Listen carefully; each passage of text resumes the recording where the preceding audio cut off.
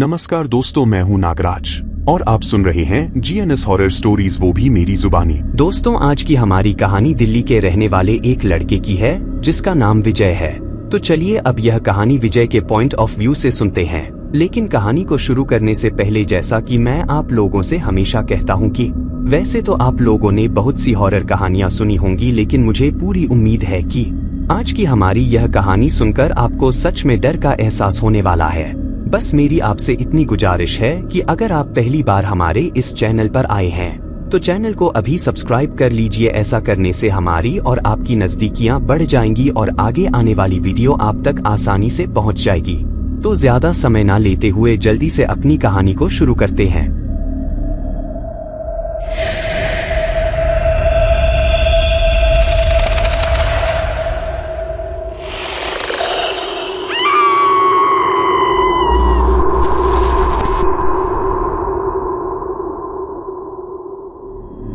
दोस्तों, मेरा नाम विजय है और मैं दिल्ली का रहने वाला हूँ। आज जो डरावनी कहानी मैं आप लोगों के साथ शेयर करने जा रहा हूँ वह मेरे जीवन में हुई एक बहुत ही भयंकर और डरावनी घटना के बारे में है। जो डरावनी घटना मेरे साथ हुई थी, मैं भगवान से यही प्रार्थना करता हूँ कि वैसी घटना कभी भी किसी भी लड़के के साथ ना हो, क्योंकि आज की इस कहानी में मैं आपको जो बताने जा रहा हूँ उसमें डर के साथ साथ आपको एक ऐसी चीज के बारे में भी पता चलेगा जिसको सुनकर आप हैरान रह जाओगे। अक्सर आप लोगों ने सुना होगा कि भाइयों में हमेशा किसी ना किसी चीज को लेकर झगड़ा होता ही रहता है,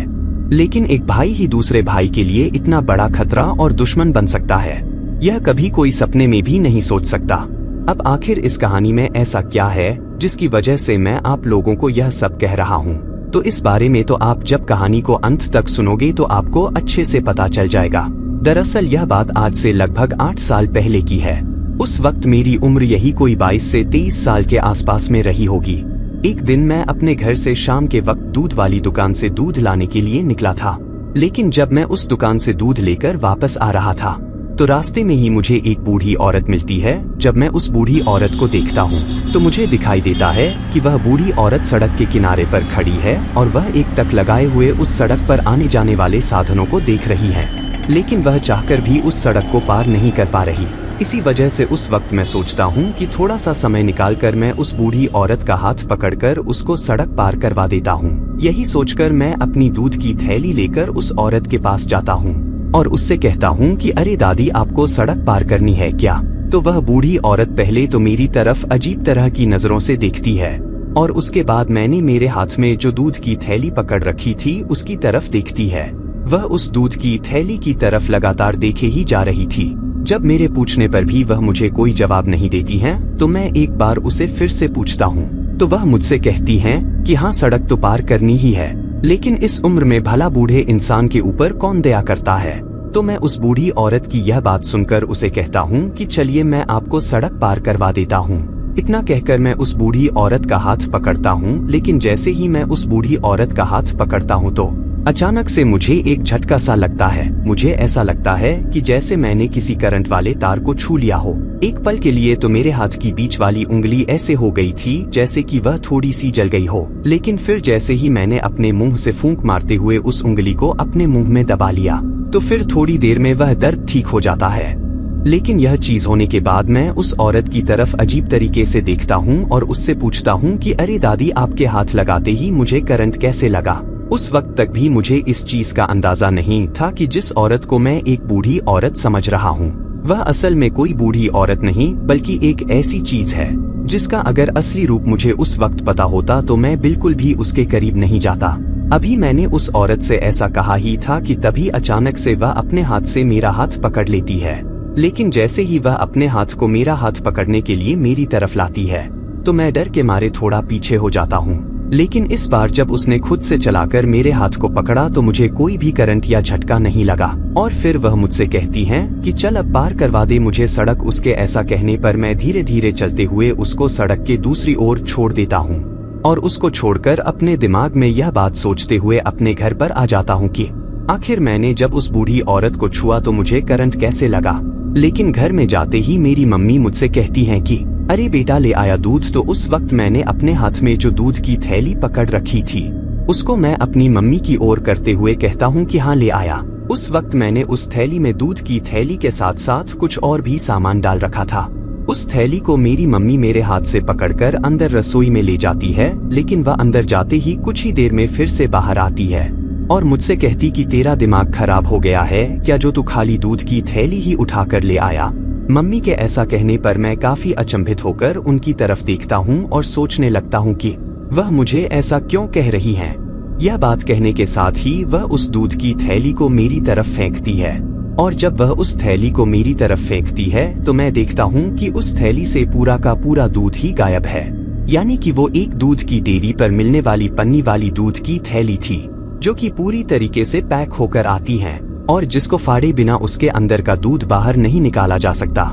लेकिन उस वक्त वह पन्नी कहीं से भी मुझे फटी हुई भी नहीं दिख रही थी, ना ही उसमें कोई छेद दिख रहा था, लेकिन फिर भी उसमें से दूध गायब था, यानी कि वह दूध की थैली पूरी की पूरी खाली ही थी। अब यह चीज देखते ही मैं काफी ज्यादा घबरा जाता हूँ और मैं सोचने लगता हूँ कि आखिर यह कैसे हो सकता है, क्योंकि जब मैं उस दुकान से उस दूध की थैली को लेकर आया था उस वक्त तो वो पूरी की पूरी दूध से भरी हुई थी, लेकिन अब इस तरह से अचानक से उस थैली से दूध का गायब हो जाना मुझे काफी ज्यादा चिंता में डाल रहा था। और शायद यहीं से मेरे जीवन में इन्हीं छोटी छोटी घटनाओं के साथ कुछ बहुत ही बड़े और डरावने हादसे के होने की शुरुआत हो गई थी,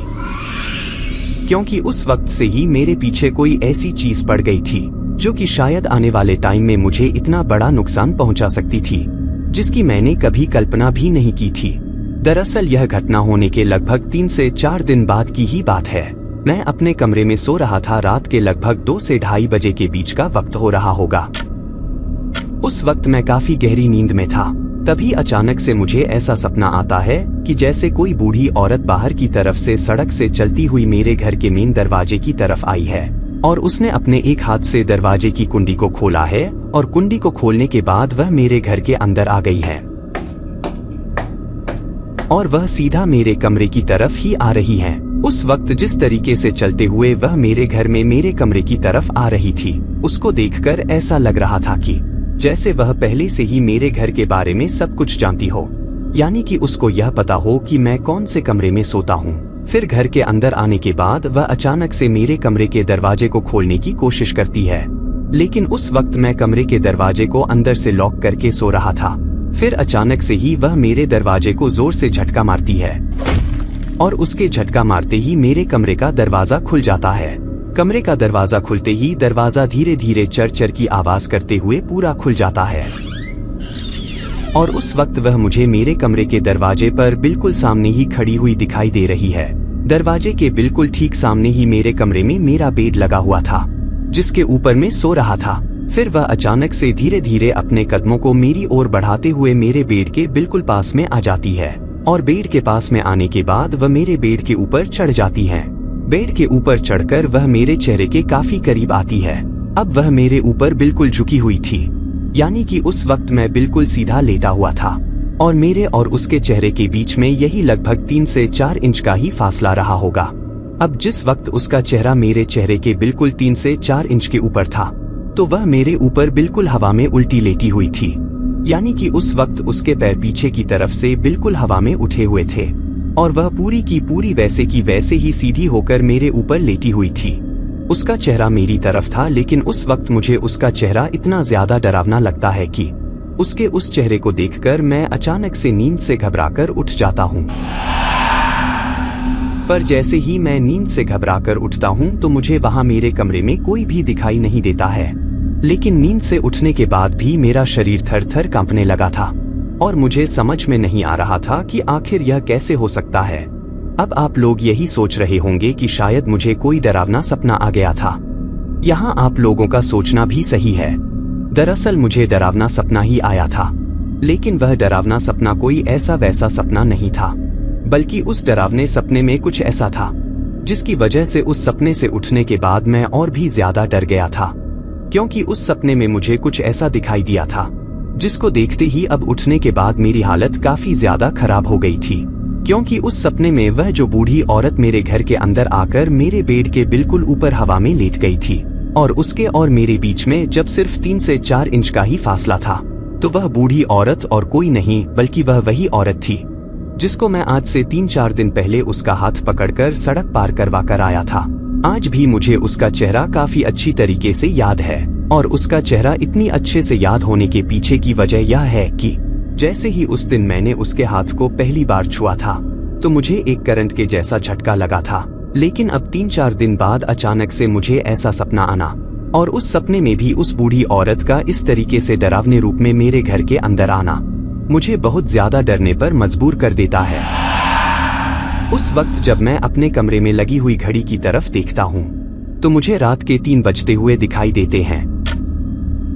इसी वजह से मैं सोचता हूँ कि अभी तो मैं थोड़ी देर के लिए सो जाता हूँ, और सुबह होते ही जैसे ही बाकी के घर वाले उठेंगे तो मैं उनको इस सपने के बारे में बताऊंगा। लेकिन उस रात वह डरावना सपना आने के बाद मैं चाहकर भी नहीं सो पाया था, और मैं सुबह होने तक वैसे की वैसे ही बिस्तर पर पड़ा रहा था।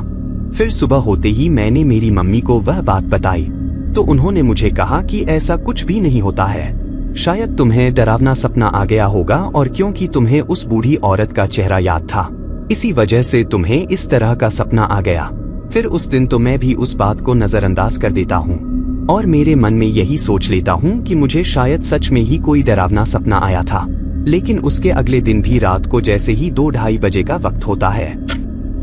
तो फिर से मुझे बिल्कुल वैसा ही सपना आता है। ठीक उसी तरीके से वो बूढ़ी औरत मेरे कमरे में आती है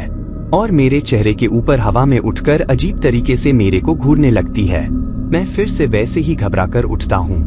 लेकिन उस वक्त मैं सोचता हूँ कि लगातार इस सपने का 2 दिनों तक आना मेरे मन का कोई वहम नहीं हो सकता, बल्कि सच में मेरे साथ कुछ अजीब हो रहा है। फिर उसके बाद मैं सुबह उठने के बाद फिर से मेरे मम्मी को वह चीज बताता हूँ और फिर से मेरे मम्मी मुझे वही बात बोलती हैं। शायद उस वक्त मेरी मम्मी को यह लग रहा था कि मैं उनके साथ मजाक कर रहा हूँ और उनको डराने की कोशिश कर रहा हूँ, लेकिन उस वक्त जो मेरे साथ हो रहा था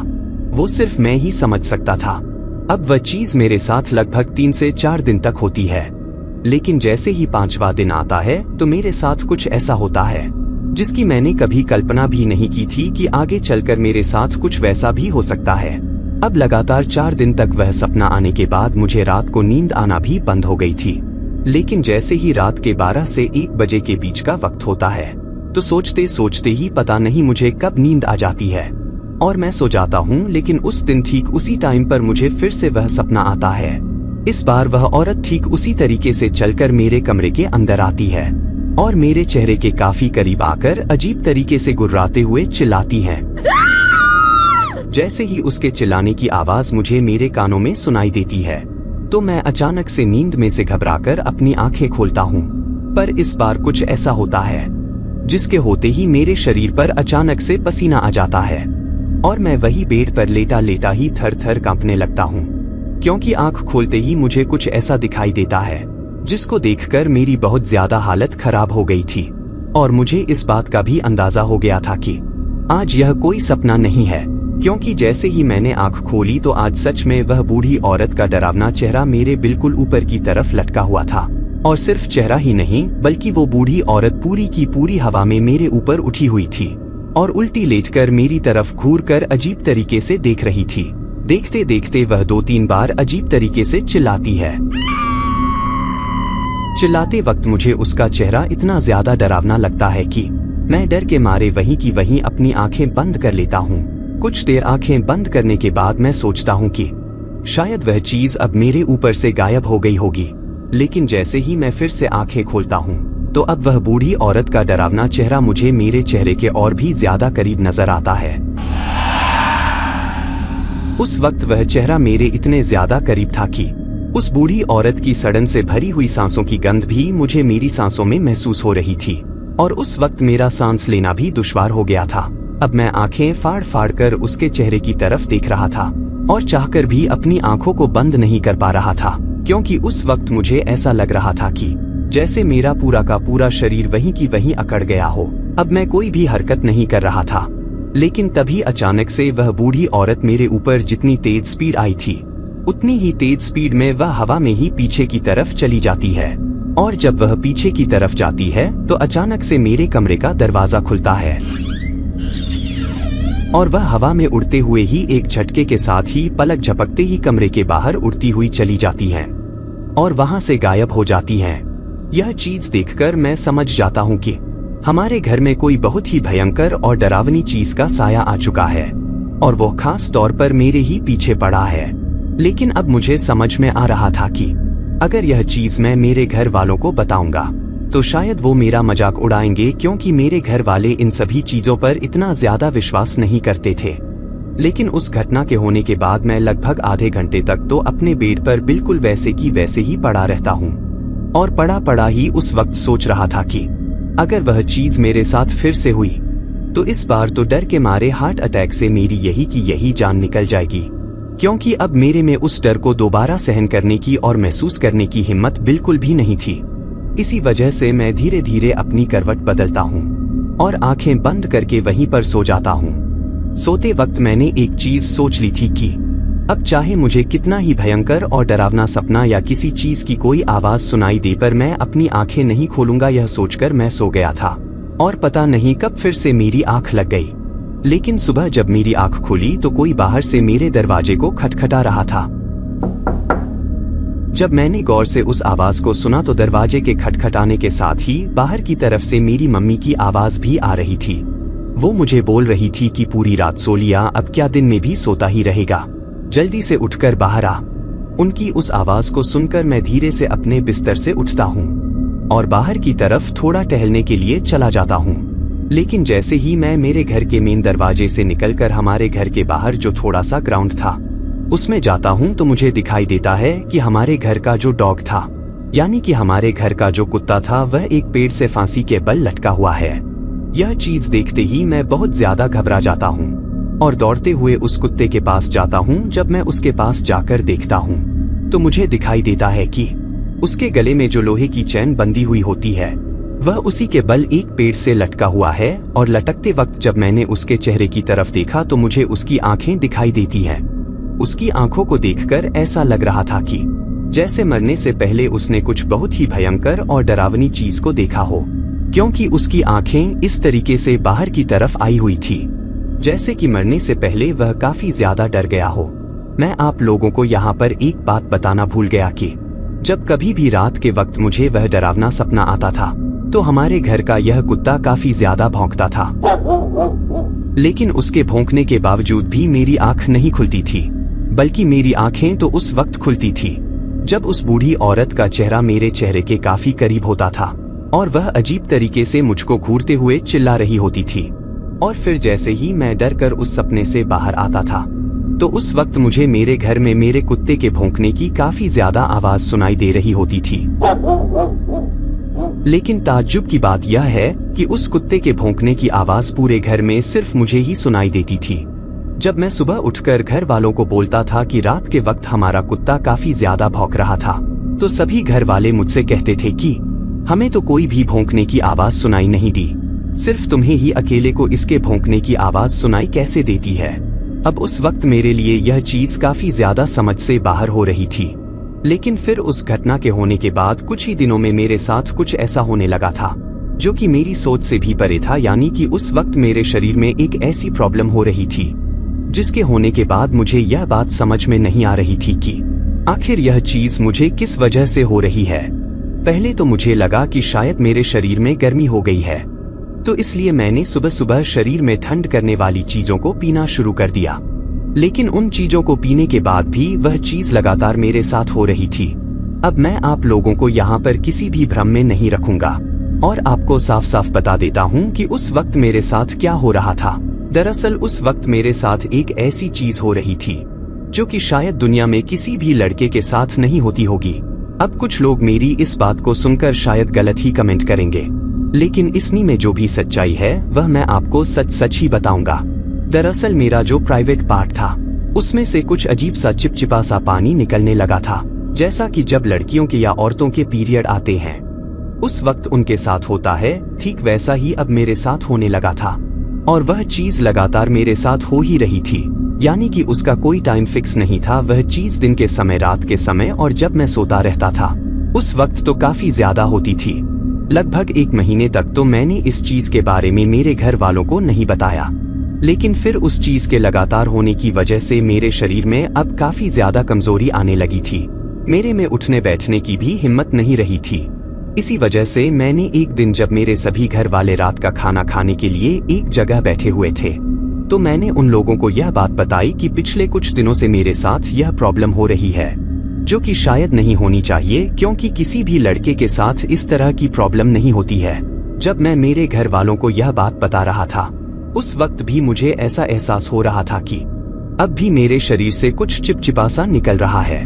और वह चीज सच में इतनी ज्यादा खतरनाक थी कि उस बीमारी के होने के बाद मेरे शरीर के हर अंग में दर्द रहने लगा था। मेरे में किसी भी चीज को उठाकर इधर से उधर रखने की भी हिम्मत नहीं थी। धीरे धीरे मेरा शरीर काफी ज्यादा कमजोर होने लगा था, और कुछ ही दिनों में मैं सूखकर कंकाल की तरह हो गया था। जब मैंने पहली बार अपने घर वालों को इस चीज के बारे में बताया, तो मेरे पापा मुझे एक डॉक्टर के पास लेकर गए, पर उन डॉक्टर ने भी उस बात को थोड़ा हल्के में ले लिया और मेरे पापा से कहा कि शायद गर्मी होने की वजह से यह सब हो रहा है। आप इसको कुछ ऐसी चीज खिलाओ जिससे कि इसके शरीर के अंदर थोड़ी ठंड हो। लेकिन डॉक्टर की बताई हुई चीजों को खाने के बाद भी मेरे शरीर की वह दिक्कत सही नहीं होती है, क्योंकि शायद उस वक्त वह बीमारी डॉक्टर की थी ही नहीं, क्योंकि मेरे साथ तो उस वक्त कुछ और ही हो रहा था। फिर एक दिन मेरी मम्मी ने मेरी इस बीमारी के बारे में अपनी एक दोस्त को बताया। मेरी मम्मी की उन दोस्त ने उनसे कहा कि तुमको इस चीज को बिल्कुल भी हल्के में नहीं लेना चाहिए, हो सकता है कि उसके साथ कुछ और हो रहा हो, तो तुमको एक बार डॉक्टर के इलाज के साथ साथ किसी मंदिर में पुजारी जी को या फिर किसी बाबा को इस चीज के बारे में जरूर पूछना चाहिए। मम्मी को भी अपनी सहेली की वह बात सही लगी, और फिर उन्होंने इसके बारे में मेरी नानी से बात की। उनको भी सारी बात बताई। मम्मी ने नानी से इसलिए बात की थी क्योंकि नानी के गांव में शुरू से ही काली माता का एक बहुत बड़ा मंदिर था, और उस मंदिर की यह मान्यता थी कि दूर दूर से लोग अपनी अलग अलग समस्याओं को लेकर माता रानी के उस मंदिर में आते थे, और मंदिर में आने के बाद उन लोगों को जल्द ही उनकी सभी समस्याओं से छुटकारा मिल जाया करता था। इसी वजह से नानी ने भी मम्मी से कहा कि तुम इसको लेकर अपने गाँव आ जाओ। फिर उसके बाद मैं मेरी मम्मी के साथ नानी के गाँव जाता हूँ। लेकिन जैसे ही मैं अपने घर से नानी के गांव के लिए निकला था, रास्ते में जाते वक्त ही मुझे ऐसा महसूस होता है कि अब वह चीज मेरे साथ काफी ज्यादा हो रही है, क्योंकि मुझे नीचे की तरफ काफी ज्यादा गीला गीला महसूस हो रहा था। इसी वजह से मैंने उसी वक्त पापा से कहकर एक बार कार को थोड़ा साइड में रुकवाया, और मैं उतरकर टॉयलेट करने के लिए गया। लेकिन जब मैं साइड में टॉयलेट करने के लिए गया, तो मैंने देखा कि मेरे प्राइवेट पार्ट से अब चिपचिपी की जगह खून निकल रहा है, और कुछ खून की बूंदें अब भी लगातार टप टप करके मेरे शरीर से निकल रही थी। यह चीज देखकर तो मैं काफी ज्यादा घबरा जाता हूँ, और मैं तुरंत यह बात जाकर मेरे मम्मी पापा को बताता हूँ। उसके बाद मेरे मम्मी पापा भी काफी ज्यादा घबरा जाते हैं, और पापा कार को काफी तेज स्पीड में नानी के गांव की तरफ भगाना शुरू कर देते हैं। रास्ते में ही मम्मी ने नानी को सारी बात फोन पर बता दी थी। इसी वजह से हम लोगों ने उनको सीधा मंदिर में आने के लिए ही कहा, और हम लोग भी नानी के घर जाने के बजाय गांव के उस मंदिर में ही चले गए। पर जब तक हम लोग गांव के उस मंदिर में गए, तब तक मेरे शरीर से काफी ज्यादा खून बाहर निकल चुका था, और जैसे जैसे वह खून बाहर निकल रहा था, वैसे वैसे ही मेरे शरीर में मुझे ऐसा लग रहा था कि मेरे धीरे धीरे प्राण निकल रहे हैं, क्योंकि उस वक्त मेरी यह हालत हो गई थी कि मैं काफी तेज आवाज में बोल भी नहीं पा रहा था। जैसे ही मैं तेज आवाज में बोलता तो शरीर में थोड़ा सा भी जोर लगते ही नीचे की तरफ से वह चीज ज्यादा होना शुरू हो जाती। अगर मेरे को खांसी या फिर छींक भी आ जाती, तो इन चीजों के साथ भी अचानक से वह चीज काफी ज्यादा होती, और उस वक्त मेरी यह हालत हो गई थी कि मेरे शरीर का आधा वजन हो गया था। यानी कि पहले अगर मैं 80 किलो का हुआ करता था, तो अब मेरे शरीर में सिर्फ 35 से 40 किलो के बीच में ही वजन बचा था। मैं बिल्कुल सूखकर कंकाल हो गया था। उस मंदिर में पहुंचने के बाद मेरे में गाड़ी से नीचे उतरने की भी हिम्मत नहीं थी। इसी वजह से मेरे पापा मुझे गोद में उठाकर उस मंदिर के अंदर लेकर जाते हैं। जिस स्थिति में उस वक्त मेरे पापा मुझको गोद में उठाकर उस मंदिर के अंदर लेकर जाते हैं, और जो मेरे शरीर की उस वक्त हालत हो रही थी, तो मेरे शरीर को देखकर उस मंदिर के पुजारी समझ जाते हैं कि समस्या कोई बहुत ही ज्यादा गंभीर है। इसी वजह से वह मेरे नानी नाना के आते ही मंदिर में तुरंत ही हवन प्रक्रिया शुरू कर देते हैं,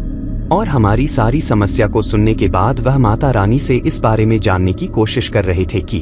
आखिर मेरे साथ क्या हुआ है। थोड़ी ही देर में उन पुजारी जी के अंदर माता रानी आती हैं, लेकिन माता रानी आते ही सबसे पहले मेरे मम्मी के ऊपर काफी ज्यादा गुस्सा करने लगती है और उनसे कहने लगती हैं कि तुझे तो यह सब मजाक लग रहा था ना। बच्चा, कितने दिनों से तुझे कह रहा था कि मेरे शरीर में कुछ दिक्कत हो रही है या रात को मेरे साथ कुछ डरावनी घटनाएं हो रही हैं, तो फिर तूने इसकी बातों पर गौर क्यों नहीं किया? अब आज क्यों लेकर आई हैं इसे यहाँ पर? तुझे तो इसकी हर बात मजाक ही लग रही थी। माता रानी के इस तरह से क्रोधित होने पर मेरी मम्मी उनके आगे नाक रगड़ने लगती है और माता रानी से इस चीज के लिए माफी मांगती है। फिर मेरी नानी माता रानी से पूछती हैं कि आखिर इस बच्चे के साथ क्या हुआ है, इसका शरीर इस तरीके से क्यों हो गया है और इसको जो दिक्कत हो रही है वह किस वजह से हुई है। साथ ही रात के वक्त जो वह डरावनी बूढ़ी औरत इसको दिखाई देती है वह कौन है, वह इसको ही क्यों दिखाई देती है? तो मेरी नानी के ऐसा पूछने पर माता रानी मेरी नानी की तरफ काफी क्रोधित होते हुए उनसे कहती हैं कि डायन है वह और किसी की भेजी हुई है, अपने मन से नहीं आई है और जल्द ही वह इसको इस तरीके से धीरे धीरे तड़पा तड़पा कर मारकर इसकी रूह को अपने साथ ले जाना चाहती है। यह चीज सुनते ही सबकी हालत काफी ज्यादा खराब हो जाती है। इसके आगे माता रानी बताती हैं कि इसके शरीर में जो भी दिक्कत हो रही है वह सब उस डायन का ही किया धरा है। वह इसको इस तरीके से मारना चाहती हैं कि आप लोगों के सामने यह पल पल मरता रहे और आप कुछ भी ना कर पाओ। उस डायन के साथ साथ ही इसके ऊपर काले जादू के द्वारा मारण क्रिया की गई है और वह मारण क्रिया इतनी ज्यादा खतरनाक है कि अगर कल तक तुम इसको मेरे पास इस मंदिर में लेकर नहीं आते तो कल शाम का सूरज ढलने के साथ ही तुम्हारा बेटा हमेशा के लिए तुमको छोड़कर चला जाता, क्योंकि इसके ऊपर जो मारण क्रिया की गई थी उसका समय पूरा हो गया था और उसमें सिर्फ एक दिन ही शेष बचा है। अब काले जादू की बात सुनकर मेरे पापा माता रानी से कहते हैं कि हे माता रानी, मेरा तो ऐसा कोई दुश्मन भी नहीं है जिससे कि मेरी इतनी बड़ी दुश्मनी हो, जिसके चलते वह मेरे बच्चे के साथ ऐसी हरकत करे। अब मेरे पापा के ऐसा पूछते ही माता रानी अजीब तरीके से क्रोधित होते हुए मेरे पापा से कहती हैं कि तेरे घर का ही है, वो कोई बाहर का नहीं है जिसने यह सब किया है। तो पापा के पूछने पर माता रानी साफ साफ तो कुछ नहीं बताती हैं, लेकिन पापा से सिर्फ इतना कहती हैं कि कई साल पहले तेरा किसी से झगड़ा हुआ था और जिस किसी से भी झगड़ा हुआ था वह तेरे घर का ही इंसान है, लेकिन उस झगड़े के बाद तेरे और उसके बीच में आना जाना और बोलचाल बंद है, उसी ने यह सब किया है। अब माता रानी के इतना कहते ही हम सभी लोग समझ गए थे कि यह सब किसने किया है। दरअसल दोस्तों, आज से लगभग 30 साल पहले की बात है। उस वक्त जब मेरे साथ वह घटना हुई थी, उस वक्त से लगभग 20 से 22 साल पहले की बात थी। मेरे पापा और मेरे ताऊ जी के बीच में काफी खतरनाक झगड़ा हुआ था और उस झगड़े में मेरे ताऊ जी के लड़कों ने मेरे पापा को काफी ज्यादा भला बुरा कहा था, क्योंकि उस वक्त मेरा जन्म नहीं हुआ था और मेरे से पहले मेरे माँ बाप की कोई भी औलाद नहीं थी। तो उन्होंने मेरे माँ बाप से कहा था कि तुम्हारा तो चेहरा देखने में भी धर्म नहीं है, जिस दिन भी तुम्हारा चेहरा देख लेते हैं